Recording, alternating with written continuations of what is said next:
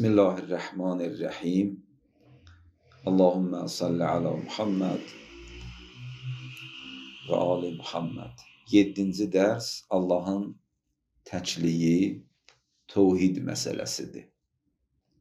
Həmd olsun Allaha, yenə bir dəfə bizi görüşdürən və öz nurani kəlamlarının ətrafına cəm edən Rəbbimizə və onun təkliyi barəsində, onun sifətləri barəsində, onun ayələri barəsində, ona inanmaq barəsində danışırıq.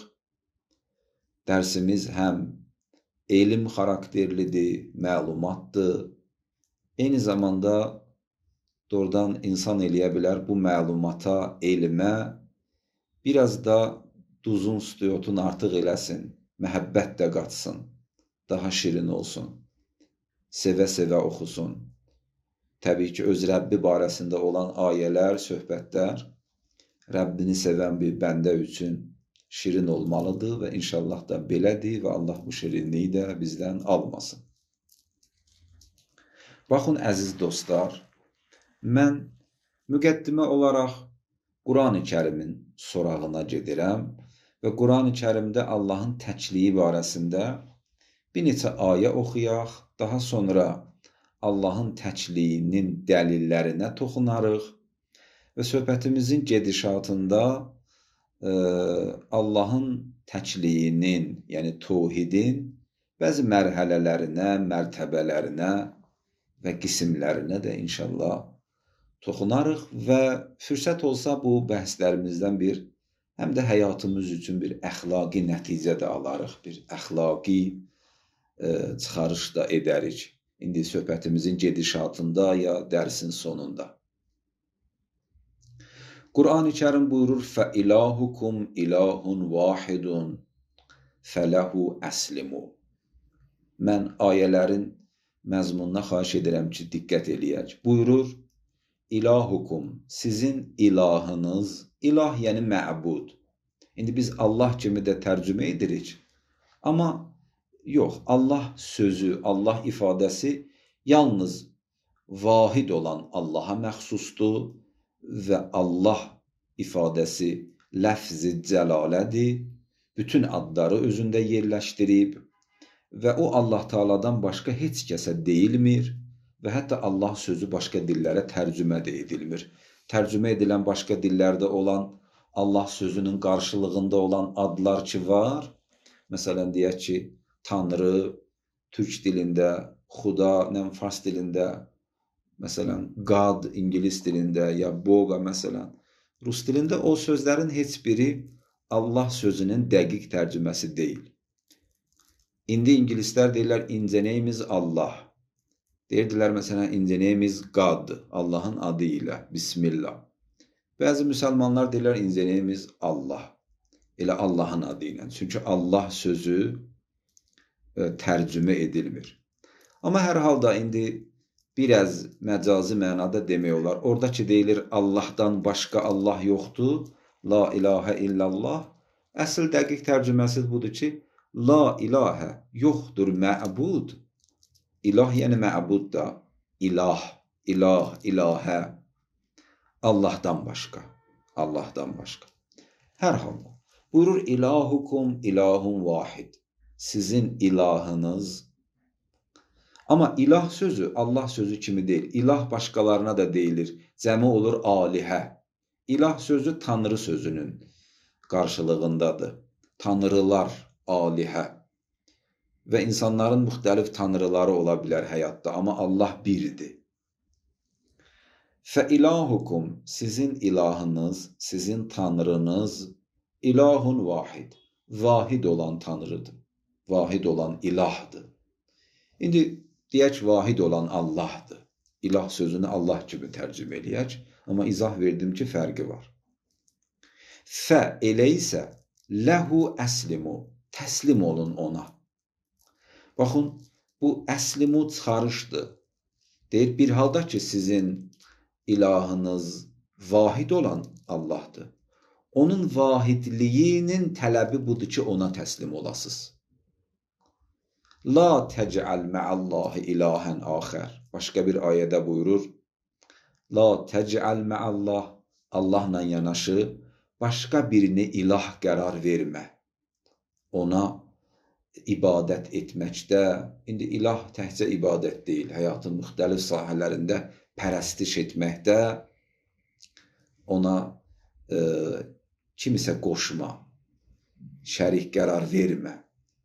Digər bir ayədə buyurur, لَوْ كَانَ فِيهِمَا آلِهَةٌ, alihə ilah sözünün cəmidir. Əgər fihima, o ikisində, yəni yerdə və göydə, hima əvəzliyi qayıdır o yer və göyə. Yerdə və göydə ilahlar olsaydı, tanrılar olsaydı, Allahlar olsaydı, illallah, Allahdan başqa, vahid olan Allahdan başqa, müxtəlif tanrılar olsaydı, ləfəsədəta, onda yer göy dağılardı. Yer göy dağılardı. Baxın, əziz dostlar, tövhid məsələsi, yəni Allahın təkliyi, bütün peyğəmbərlərin şüarı olub. Mən dərsə başlamazdan əvvəl müqəddimə söhbətimdə qeyd etdiyim kimi, Quran-ı Kərim Allahın varlığını sübut eləmir ayələrlə. Niyə? Çünki Allahın varlığı aydın məsələdir. İnsanın fitrəti onu qəbul edir, sağlam şuur onu rahatlıqla qəbul edir. Quran-ı Kərim Allahın təkliyi və Allahın sifətləri üzərində dayanır. Peyğəmbərlərin də dayandığı nöqtə bu həmin nöqtədir. Olduqca mühümdür. İslam Peyğəmbəri Hira mağarasından qaydanda dedi ki, Qulu la ilahə illallah tuflihu. Deyin la ilahə illallah və nicat tapın. Xilas yolunuz la ilahə illallah deməkdədir. Başqa bir hədisi şərifdə var, buyurur, Əfzalul ibadəti qovlu la ilahə illallah. Ən fəzilətli ibadət la ilahə illallah deməkdir. Əllamə-i Təbatabai buyurur, əgər bütün İslam maarifçiliyini, əqaidi, əhkamı, əxlaqı, Quran ayələrini, Peyğəmbər və imam hədislərini, bütövlükdə İslam maarifçiliyini, əgər insan xülasə eləsə və o maarifçiliyi bir cümlədə əks etdirmək istəsə, o cümlə bundan ibarətdir. La ilahə illallah. La ilahə illallah bütünlükdə İslam dininin xülasəsidir. Və İslamda olan bütün Quran ayələri, bütün hədislər, bütün şəri hökmlər və digər etiqadi məsələlər, əxlaqi məsələlər həmin la ilahə illallahın şərhidir. La ilahə illallah. La ilahə illallah cümləsinin də, hansı ki, aramlıq bəxş edən bir cümlədir, o cümlənin də mehvəri Allahdır. Allah, Allah, Allah. Allahın təkliyi. La ilahə illallah Allahın təkliyidir. Allahın təkliyi barəsində, yəni bu iki Allah təkdir. Həmin Allah ki, biz onu ağılla qəbul etmişik, dəlillər onun varlığını sübut edir.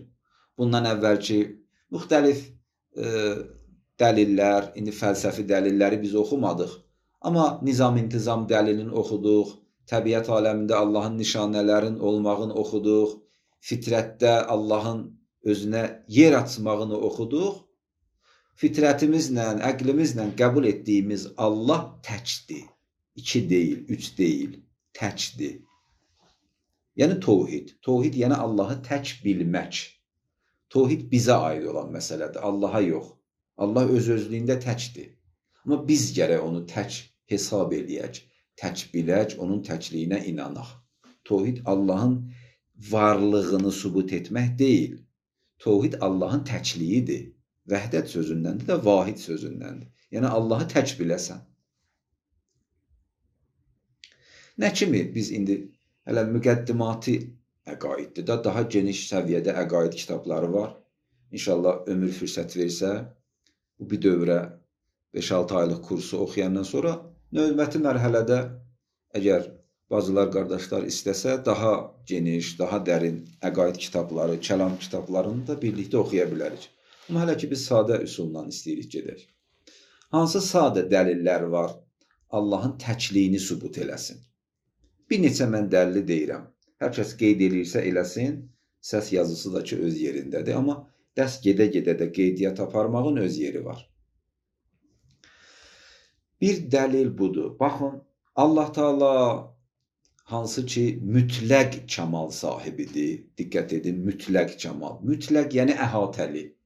Mütləq sözü müqəyyəd sözünün qarşılığındadır. Müqəyyəd yəni qeydli. Mütləq yəni qeyd şərtsiz. Qeyd şərtsiz. Yəni həd-hüdudsuz. Yəni heç bir nöqsan və heç bir eyb Allahda yoxdur və Allahın kəmalatı mütləq mənadadır. Əhatəsi, əzəlidir, əbədidir. Əvvəl odur, axir odur, zahir odur, batin odur. Vəl əvvəlu, vəl axiru, vəl zahiru, vəl batin. Zaman və məkanın fövqündədir. Zaman, məkan onun məxluqudur.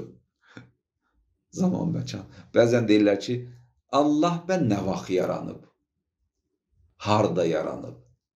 Harda sözü Allah barəsində mənası yoxdur ki.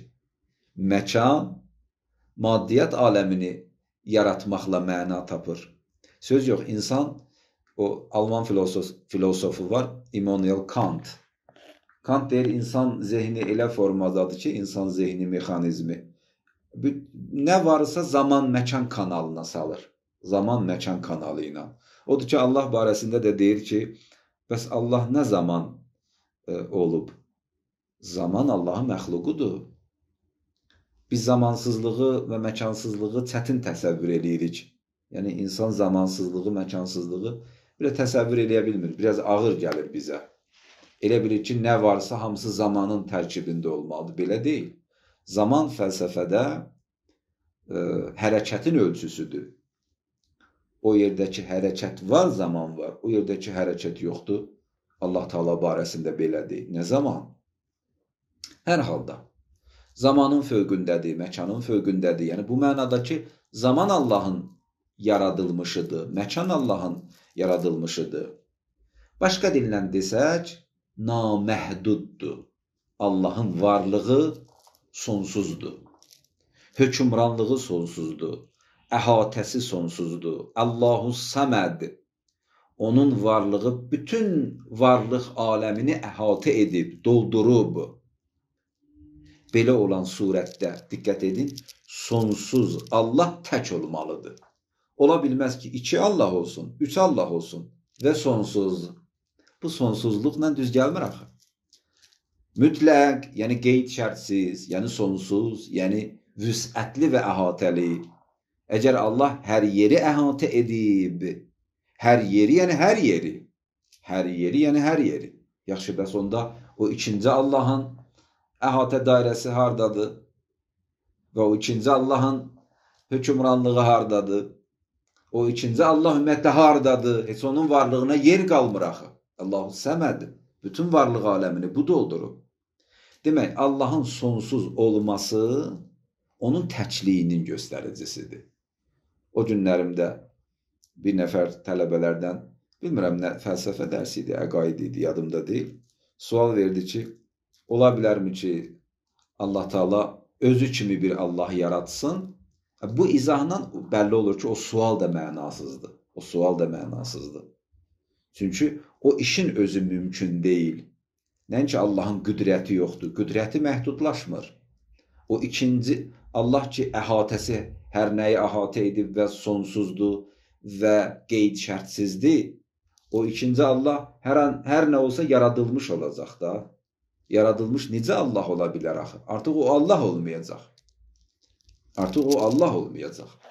Sonsuz olan surətdə artıq da yer qalmır onu yaratmağa. Çünki özünün əhatəsi var. Çünki o da Allahdırsa onun əhatəsi olmalıdır, hökmranlığı olmalıdır. Bu bir dəlil. İkinci dəlil bundan ibarətdir ki, baxın, aləmdə vahid nizam hakimdir. Biz ötən dərsimizdə dedik ki, aləmdə nizam var, proqram var. Və biz proqramı rahatlıqla görə bilərik də. Təbiət aləmində, insan anatomiyasında hər yerdə proqram var da. Və bu proqramda proqram vericidən xəbər verir. Nizam varsa, nizam vericidən xəbər verir. Demək, aləmdə nizam verici var və o nizam verici alimdir, agahdır, qadirdir. Ötən dərsdə bunu dedik. Amma burada bunu demək istəyirəm ki, o ötən dərsimizdə dediyimiz nizam ki var, aləmdə nizam var, üstə gələk o vahid nizamdır. Müxtəlif nizamlar deyil. Vahid qanunlardır ki, bir-biri ilə həmahəng və harmoniya təşkil etdiyi bir halda bütövlükdə aləmə vahid qanunlar toplusu hakimdir. Yəni, vahid bir sistemdən qaynaqlanır bu qanunlar. Ulduzlarda, kəhkəşanlarda, planetlərdə olan qanunlar, hansı ki, alimlər onu orada araşdırırlar, üzə çıxarırlar, qalaktikalarda, həmin qanunları alimlər balaca hüceyrələrdə, atomda, molekullarda da müşahidə edirlər. Həmin qanunları insanın bədən ölkəsində də, sanki insanın bədəni bir ölkədir. Bu bədənində də, insan anatomiyasında da həmin o münəzzəm, yekparça, münsəcim və harmonik və həmahəng qanunları orada tapmaq olar. Odur ki, Qur'an-ı Kərim buyurur, لَوْ كَانَ فِيهِمَا آلِهَةٌ إِلَّا اللّٰهُ لَفَسَدَتَا. Əgər yerdə və göydə iki Allah olsaydı, yer-göy dağlardı. Belə deyir ki, məsələn deyək ki, bəli, yerdə nizam var, amma yerin nizamı fərqli bir sistemlə idarə olunur. Göydə də nizam var, göyün də nizamı fərqli bir orqanla idarə olunur. Xeyr. Göyün nizamı ilə yerin nizamı əlaqəlidir. Yağışla torpaq əlaqəlidir. İnsan anatomiyası ilə, insan bədəni ilə, insan bədənində olan hüceyrələrlə ulduzlar əlaqəlidir. Bu gün alimlər bu əlaqədən danışırlar. İqlimlə, hava ilə, fəsillərin dəyişməsi ilə insan əlaqəlidir. Belə deyil, insanın qanunları var, təbiətdə də başqa qanunlar var, o qanunların da bir-birinə aidiyyəti yoxdur. Daşın torpağa aidiyyəti yoxdur, torpağın günəşə aidiyyəti yoxdur. Xeyr, belə deyil. Həmahəngdir, harmonikdir. Günəş saçır, öz enerjisini verir, yağış yağır, torpaq öz vitaminlərini verir, məhsul əmələ gəlir, bir-biri ilə həmkarlıq var. Bütövlükdə aləmdə olan qanuna uyğunluqlar arasında həmkarlıq var. Bəlli olur ki, vahid idarəçilik sistemidir. Vahid idarəçilik sistemi vahid bir sistemdən xəbər verir və bu sistemin arxasında dayanan vahid əldən xəbər verir. Vahid Allahdan xəbər verir. Rahat desək, canımızı qutarsaq, vahid Allahdan xəbər verir. Əgər olsaydı iki Allah, iki sistem olardı. İki ayrı-ayrı nizamlı sistem olardı. İki ayrı-ayrı nizamlı sistem görmürük. İndi biraz loru dillə deyirlər ki, iki Allah ola bilməz, çünki iki qoçun başı bir qazanda qaynamaz. Bu dəqiq misal deyil, loru misaldır. Ola bilər bir nəfər desin ki, nə eybi var ki, aləmdə iki Allah olsun? İki Allah olanda aləm niyə dağılmalıdır ki? İki dənə şuurlu, ağıllı Allahdılar. Otursunlar, söhbət eləsinlər, məsləhət eləsinlər, yola geçsinlər, razılaşsınlar, idarə eləsinlər. Niyə dağılmalıdır ki? Dağılmalıdır, aralarında dava düşəcək, dağılacaq. Yox, dava düşməyəcək. Bu əmələn mümkün olan deyil. Müşahidə etdiyimiz nizam vahid nizamdır. Vahid nizamda vahid nizam vericidən xəbər verir. Vahid nizam vericidən xəbər verir. Bu da bir dəlil. Keçək biraz qabağa, biraz irəliləyək. Üçüncü dəlil Allah Taala'nın varlığına. O da bundan ibarətdir ki, baxın, peyğəmbərlər ki, Allah tərəfindən gəliblər, peyğəmbərlər hamısı vahid Allah tərəfindən gəliblər. Və özləri də vahid Allah tərəfindən gəldiklərini xəbər veriblər. Kim gəlibsə peyğəmbər olaraq, onlar deyiblər ki, elə mən həmin peyğəmbərəm ki, İsa adlı peyğəmbər, məndən qabaq göndərilmiş Həzrəti Musa, elə həmin Allah məni də göndərib. İbrahimin Allahı elə mənim Allahımdır, Musanın Allahı mənim Allahımdır, İdrisin Allahı mənim Allahımdır, mənim Allahım, Adəmin Allahı mənim Allahımdır. Peyğəmbərlər vahid Allah tərəfindən gəliblər. Bu da bir dəlildir. Bu da bir dəlildir. Əmirül Müminin Nəhcül Bəlağanın 31-ci məktubunda, hansı ki Malikəşlərə yazdığı məktubdan sonra Nəhcül Bəlağanın ən uzun məktubudur, İmam Həsənə yazdığı məktubdur, Siffeyn döyüşündən qaydanda və özü də bu məktub öyüd, nəsihət dolu bir məktubdur. Həyat konsepsiyasıdır, yaşayış platformasıdır. Həyatda insanın fərdi, əxlaqi, ailəvi həyatında lazım olan elə bir göstəriş yoxdur ki, Həzrət Əli onu orada yazmasın. O məktubda var. Gözəl bir məktubdur. 11 hissəsində Həzrət öz oğluna belə deyir. Buyurur, və'ləm ya bunəyyə. Mənim balam, bir cinən. Ənəhu lovkanə li rəbbikə şərikun. Əgər sənin Rəbbivin şəriyi olsaydı, ləətətkə rusuluhu. Onun da peyğəmbərləri gələrdi sənə. Gələn peyğəmbərlər hanı bə? Hanı bə onun peyğəmbərləri? Mən burada bir mötərizə açın, bir lətifə danışım. Bir nəfər İmam Hadi əleyhissalamın dövründə peyğəmbərlik iddiası edirdi. Yalancı da. Deyirdi, mən peyğəmbərəm, İmam Hadi də Allahdır. Deyirdi, mən peyğəmbərəm, İmam Hadi Allahdır. Gəldilər, bunu şəxsi gətirdilər İmam Hadi əleyhissalamın yanına. Gəldilər, gətirmədilər, gəldilər. Dedilər, ağa, bir şəxs belə bir iddia edir. Həzrət buyurur ki, o əgər məni Allah bilirsə, deyin ki, mən elə peyğəmbər göndərməmişəm. Əgər o məni Allah bilir, mən elə bir peyğəmbər göndərməmişəm. Hanı bə o növbəti Allahın, fərz edilən Allahın peyğəmbərləri? Ləətətkə rusuluhu. Onun da peyğəmbərləri gələrdi. Və lərəəytə afara mulkihi və sultanihi. Və sən onun hökmranlığının, hökmdarlığının və səltənətinin təsirlərini görərdin. Allahdır, hökmranlığı var. Biz bu günlərin hadisələrdə, təbiət aləmində Allahın izin görürük, əsərin görürük, təsirlərin görürük, peyğəmbərin görürük, kitabın görürük. Bu Allahın varlığından xəbər verir. Peyğəmbər göndərib, kitab göndərib, hökmranlıq edir, idarə edir, qəlblərə nüfuz edir, insanlarla danışır. Və həmin o Allahın da fərz edilən şəriyin də hökmranlığının əhatə dairəsi görülməli idi. Onun səltənətinin izləri görülməli idi. Səltənətin məmurları olar, işçiləri olar, icraçı adamları olar, mələkləri olar. Və lə'arəftə əf'aləhu və sifatihi. Və sən onun feillərini və sifətlərini tanımalıydın. Hansı ki, bugün Allahın feilləri və sifətləri barəsində də fürsətimiz olsa danışacağıq. İnşallah. Əgər o şəri olsaydı, o şəriyin feilləri, işləri bəlli olmalıydı, tanınmalıydı. Onun sifətləri tanınmalıydı.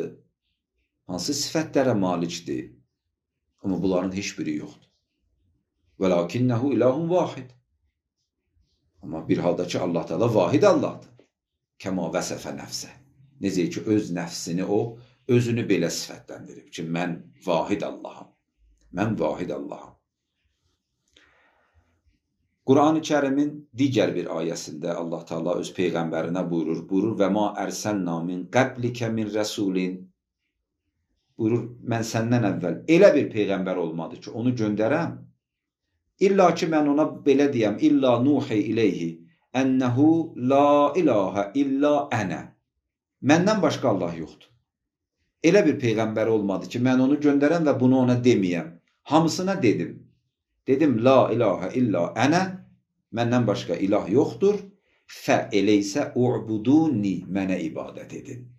Orada dedi, təslim olun, əvvəldə dedi ya, Allahın təkliyi ibadət gətirir.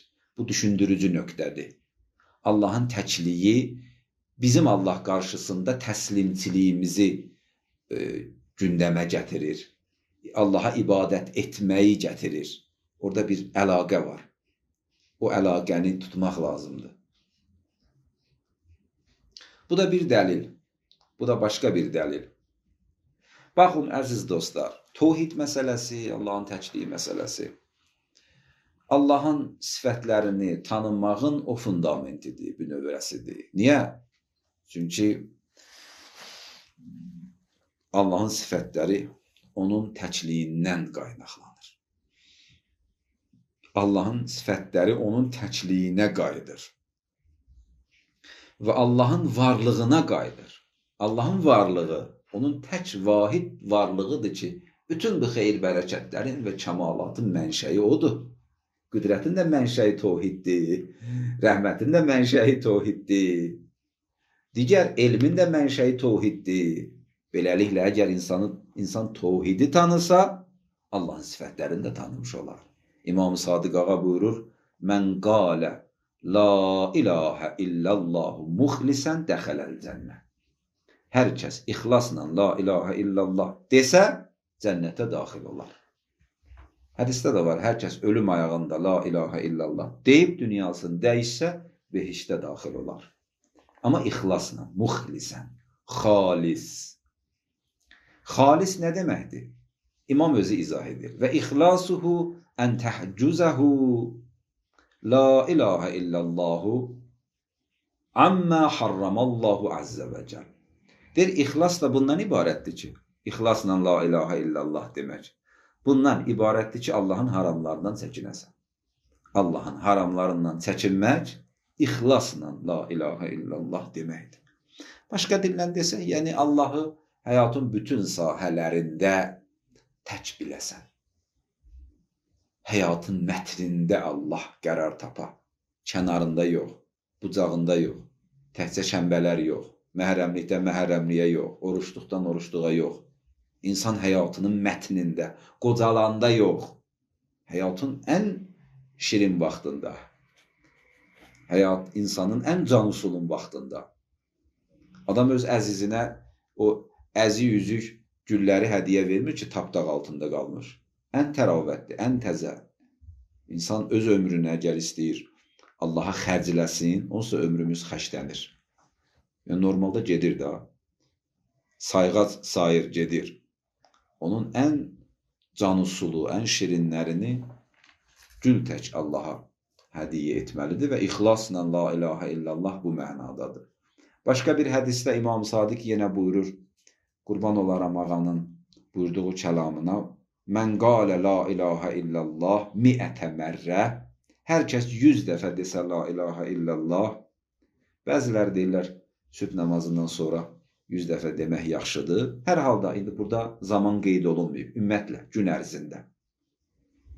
100 dəfə desə, kanə əfzələn nas zalikəl yom. Həmin günü insanların ən fəzilətlisi odur. Həmin günü.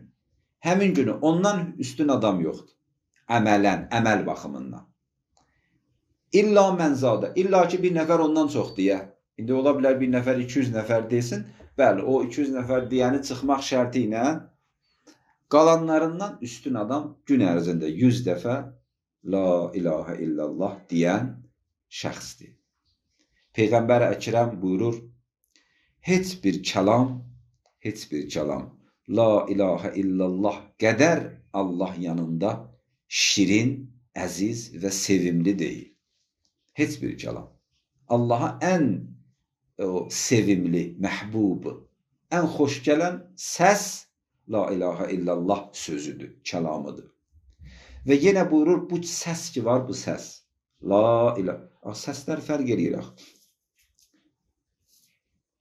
Göyərçinin səsi var, bülbülün səsi var, uzun qulağın səsi var və adamı o səs narahat edir. Telefonda bəzi budilnik səsləri var, adamı narahat edir, əsəbinə toxunur. Müxtəlif səslər var. Bəzi səslər könül oxşayan səslərdir, adam ürəyinə yayılır.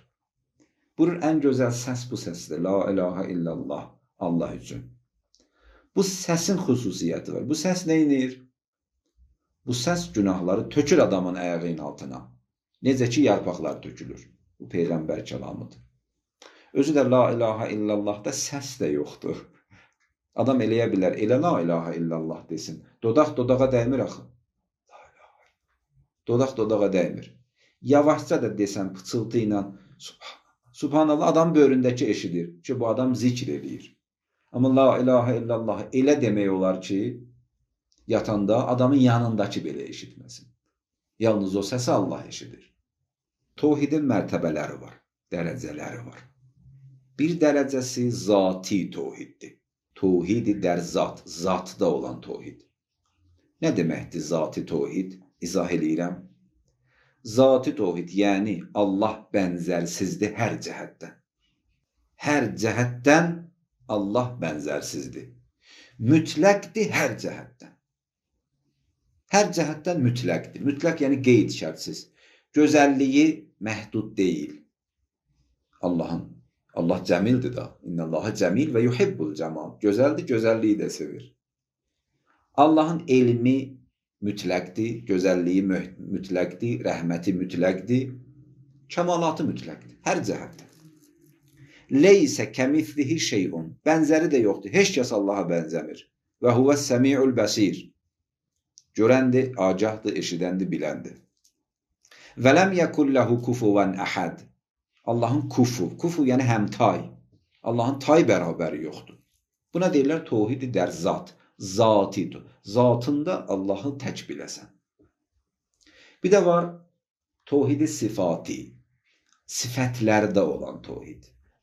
Atributlarda olan tohid. Nə deməkdir? Sifətlərdə olan tohid. Yəni Allahın bütün sifətləri onun zatı ilə eyniyyət təşkil edir. Allahın müxtəlif sifətləri var da. Məsələn, qadirdir, qüdrəti var. Alimdir, elmi var. Səmi'dir, eşidəndir. Allahın sifətləri var. Səmi, əlim, bəsir, qadir, ilə axir. Huvallahu'l-ləzi la ilahə illa huvel məlikul quddusus səlamul mu'minul muheyminul azizul cəbbarul mütəkəbbir, ilə axir. Allahın sifətləri. Bu sifətlər, diqqət edin, zata qayıdır. Necə yəni zata qayıdır? Belə deyil ki, Allahın bir qüdrəti var, bir dənə də elmi var, bir dənə də, bunlar ayrı-ayrı şeylərdir və Allah bu sifətlərin tərkibidir, məcmusudur. Allah ki, mürəkkəb deyil. Nə fiziki mənada mürəkkəbdir, nə mənəvi mənada mürəkkəbdir. Hər nədir o kəmalat, onun zatının kəmalatıdır. Biz ona ayrırıq deyirik, qüdrəti, elmi. Onun zatının kəmalatıdır. Onun sifətləri də zatına qayıdır. Sifətlər qayıdır zatına. Həm zatən təkdir, zatında, həm də sifətlərində. Buna da deyirlər, sifətlərdə olan tohid. Həydir, alimdir, qədirdir. Bir nəfər Həzrəti Peyğəmbərin yanına gəldi, soruşdu ki, ya Rəsulallah, elmin kökü nədir? Elmin bünövrəsi. Həzrət buyurdu, mərifətullahi həqqə mərifəti. Allahı tanımaq layiqincə. Elmin kökü budur. Allahı layiqincə tanıya biləsən. Həmin şəxs soruşdu ki, ya Rəsulallah, Allahı layiqincə tanımaq nə deməkdir? Baxın, biz hamımız bəzən Allahı layiqincə tanımır axı. İndi o Allah var, Allahı təsdiqləyən insanlardan soruş. Biri deyəcək ki, qurban olum o kişiyə oturub orada. Məsələn, Allahı kişi bilir. Allahın cinsiyyəti yoxdur ki, kişi, qadın. Ya məsələn, biri Allahı sanki bir cisim kimi təsəvvür edir, oturub yuxarıdan baxır filan.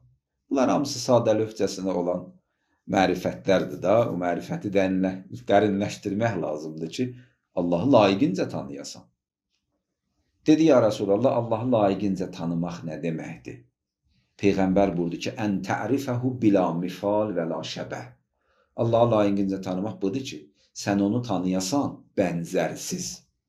O misalsızdır, o nümunəsizdir, o oxşarsızdır. Onun alternativi yoxdur. O bənzərsizdir. Və ta'rifəhu ilahən vahidən, xaliqən, qadirən, əvvələn və axirən və zahirən və batinən. Peyğəmbər buyurur, ha? Buyurur, sən onu tanıyasan, belə tanıyasan. Biləsən o vahiddir. Biləsən o xaliqdir. Biləsən o qadirdir. Biraz da dərinləşir. Biləsən o əvvəldir. Əvvəl odur. Kanəllah və ləm yəkun ləhu şeyun. Allah var idi və ondan başqa heç nə yox idi. İndi bu əvvəl ki var, iki cürdür. Biri var deyəsən zamanı etibarı ilə əvvəldir. Yəni bir zamanlar olub ki, heç nə olmayıb, amma Allah olub. Əlbəttə bu söz dəqiq söz deyil, çünki zaman Allahın məxluqudur, dedik. Bir də var rütbə etibarı ilə. Yəni Allah qədimdir, hər nədən əvvəldir, dərəcə baxımından. Yəni o birilər yaranmadır. Amma o səbəbdir, bu nəticədir. Dərəcə baxımından əvvəldir. Dərəcə baxımından əvvəl gərək səbəb ola ki, sonra nəticə də olsun da. Hətta səbəblə nəticə eyni vaxtda baş versə, o biri səbəbdir, biri nəticədir. Nəticə öz varlığını o səbəbdən alır. Əvvələn yəni biri var idi, biri yox idi. Allahdan başqa heç kəs yox idi. Biri var idi. Yəni la ilahə illallah. Bəzən mən mötəzə arası ürəyimə sözlər gəlir. Əziz bacılar, qardaşlar, xüsusilə xanımlar ki, hansı ki bir çox xanımlar bəlkə də anadır burada, bəlkə də yox elə anadır, övladları var. Allah övlad olmayanlara da inşallah övlad hədiyyə eləsin və subay xanımları da inşallah xoşbəxt eləsin, onlar da inşallah ana olsunlar. Bu adam öz övladına elə o laylay deyəndə tövhidi yeridə bilər. Lazım deyil ki, gözləyəsən uşaq böyüsün, iş işdən keçəndən sonra, narkoman olandan sonra mən onun qulağından tutub gətirəcəm, deyəcəm, otur burada, azadı telegramda dərs deyir, ona qulaq as. Yox, elə uşaq dili ilə, elə o laylay deyə, nağıl danışa, biri var idi, biri yox idi, Allahdan başqa Allah yox idi. Gərək ötürəsən onu. Uşaqdakı paçdır, elə zaten Allah qəbul edir. Bu sözlər də onun fitrəti daha tez təsdiqləyir. Çünki o fitrətə daha yaxındır da, hələ ki aludə olmayıb. Gərək o eşq-i məhəbbət uşaqlıqdan o əlaqə yaransın. Uşaqların da sualları var. Bizim səbrimiz çatmır, hövsələmiz çatmır. Telefonu verir əlinə, gələ, get başı qat. Uşağın sualı var. Niyə belədir, ana, niyə elədir, Allah hardadır, nə yiyir, nə içir? Ola hamısının cavab var. Uşaq dili ilə cavab var. Bu sahədə kitablar var, adam mütaliə eləsin. Xanım Zəhra belə eləyirdi. Həzrət Zəhra öz oğlu İmam Həsənlə var rivayətdə ki, şeir deyildi, şeir dili ilə bizdə laylay deyən kimi uşağa qəşəng sözlər deyirdi. Sadə formada gözəl, dərin məzmunlu sözlər. Peyğəmbər buyurur ki, Allahı layiqincə tanımaq budur ki, biləsən ki, o əvvəl odur, əvvələn və axirən, axır da odur. Axır da odur. Əvvəl də odur, axır da odur. Biraz da dərin söz deyir. Və zahirən və batinən, zahir də odur, batin də odur. Zahir odur, yəni Allahı görəsən, görünənlərdə. Bəli, hadisələr var. Amma görən göz orada Allahı görür. Başqa nəsə görmür. Dağ var, çay var, kitab var, insan var, ailə var, uşaq var, hadisələr var, məktəb var, mədrəsə var, pul var. Amma bunlarda Allahı görəsən hamısının üzərində. İlahi baxış budur da. Və batinən və pərdə arxası da Allahdır. La kufu və ləhu, onun həmtayı yoxdur. Və la mithlə ləhu, onun misli yoxdur. Layiqincə tanımaq budur. Belə biləsən sən.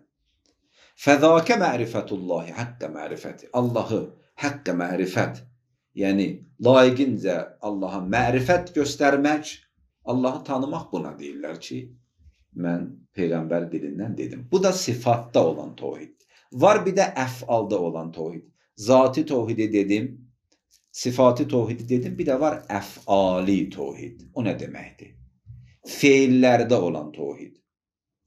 Necə yəni feillərdə? Feillərdə olan tövhidin mənası budur. Diqqət edin, bu bizə daha çox əlaqəlidir. Feillərdə olan tövhidin mənası budur ki, yəni bütün işlərdə, aləmdə baş verən bütün işlərdə, hər iki dünyada baş verən işlərdə Allahdan başqa heç bir varlığın birbaşa təsiri yoxdur.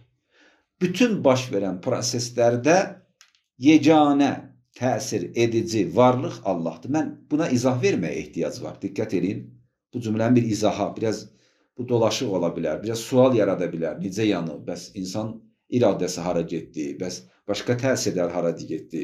Bu tövhid-i əfali nə deməkdir? Tövhid-i əfali budur ki, bütün feillər və işlər Allaha mənsubdur.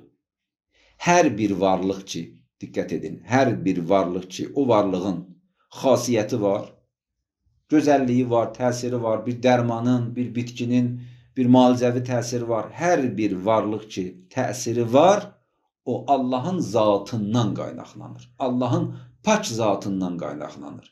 Aləmdə bütün təsir edicilər. Suyun təsiri var. Suyun nə təsiri var? Su pak edicidir, təmizləyir.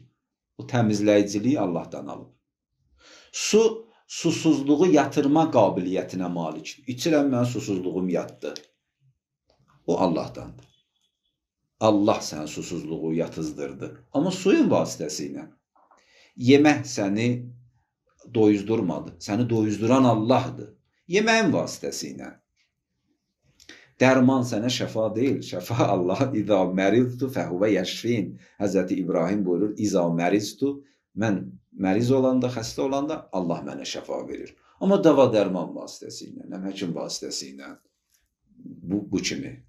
Bunlar öz yerində. Amma Allahdır. Tohid-i əf'alın mənası budur ki, Allahı biləsən, Allahı görəsən. Çətindir ha, tohid-i əf'aliyə yetişmək.